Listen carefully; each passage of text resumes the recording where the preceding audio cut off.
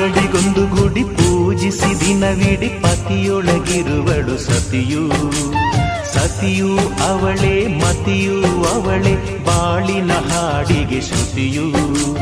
ಪತಿಯ ಏಳಿಗೆ ಸತಿಯ